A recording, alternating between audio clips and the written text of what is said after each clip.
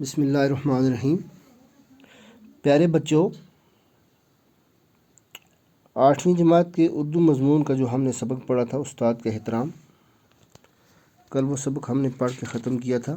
امید ہے آپ نے اچھی طرح سے یاد کر لیا ہوگا، اور آج اس کے ہم جو آخر پہ سوالات دیے گئے ہیں ان کے جوابات لکھیں گے۔ سوال نمبر 1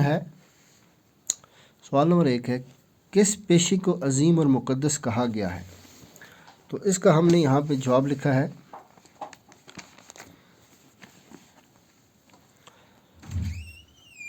استاد کے پیشے کو مقدس کہا گیا ہے۔ استاد کے پیشے کو مقدس اور عظیم کہا گیا ہے۔ یہاں پر لکھ دیں اور عظیم کہا گیا ہے۔ سوال نمبر 2، استاد کی رہنمائی کیوں ضروری ہے؟ جواب، استاد کی رہنمائی اس لیے ضروری ہے کیونکہ استاد کی رہنمائی ہی انسان کو بے خبری کے عالم سے نکال کر جان پہچان کی دنیا میں لاتی ہے۔ سوال نمبر 3، استاد کو سمجھنے کے لیے شاگرد کو کیا کرنا چاہیے؟ جواب ہے اس کا،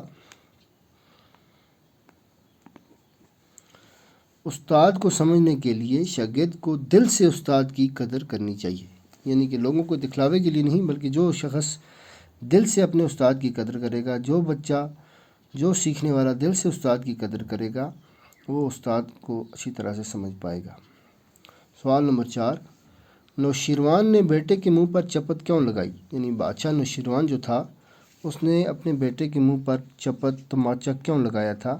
اس کا جواب ہم نے لکھا، نوشیروان نے بیٹے کے منہ پر چپت اس لیے لگائی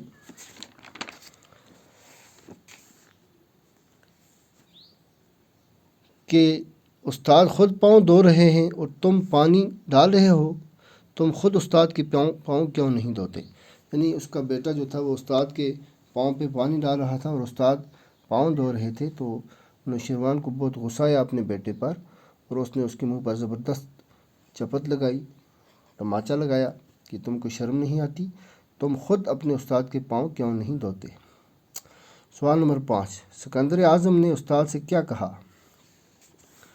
اس کا جواب ہم نے لکھا، سکندر اعظم نے استاد سے کہا کہ میں دنیا کی ہر چیز آپ کے قدموں میں لا کر رکھ دوں گا۔ یعنی استاد کا اتنا بڑا پیشہ ہے، عظیم پیشہ ہے، کہ سکندر اعظم نے کہا تھا کہ میں دنیا کی ہر چیز لا کر آپ کے قدموں میں رکھ دوں گا۔ یہ ہمارے 5 سوال تھے۔ اس کے بعد یہ ہے درست بیانات کے سامنے سواد یعنی صحیح، اور غلط بیانات کے آگے غین یعنی غلط لکھیے۔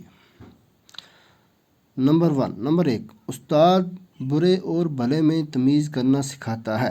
یہ صحیح ہے، یعنی کہ یہ بالکل صحیح ہے۔ استاد جو ہے یہ بھلے اور برے میں، اچھے اور برے میں تمیز کرنا سکھاتا ہے، یہ صحیح ہے۔ یہاں پہ ہم نے سواد لکھا، تاریخ دنیا کو روشن کرنے میں استاد اہم کردار ادا کرتا ہے۔ یہ بھی صحیح ہے، یعنی استاد ہی ہے جو انسان کی دنیا کو روشن کرنے میں اہم کردار ادا کرتا ہے۔ استاد رہنمائی کر کے ناہمواریوں کو دور نہیں کرتا۔ یہ غلط ہے، اس کے آگے غین آئے گا، کیوں کہ استاد رہنمائی کر کے ناہمواریوں کو دور کرتا ہے، تو اس نے یہاں لکھا ہے دور نہیں کرتا، تو یہ صحیح نہیں ہے، اس کے آگے ہم نے غلط لکھا، غین لکھا۔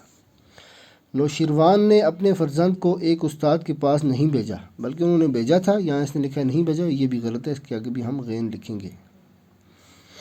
وہی لوگ کامیاب ہوتے ہیں جو اپنے استاد کی عزت کرتے ہیں۔ بالکل صحیح بات ہے، یعنی کہ وہی لوگ دنیا میں کامیاب ہوتے ہیں جو اپنے استاد کی قدر کرتے ہیں۔ تو یہ آج کے لیے ہمیں اتنا ہی، یہ سبق مکمل ہو گیا۔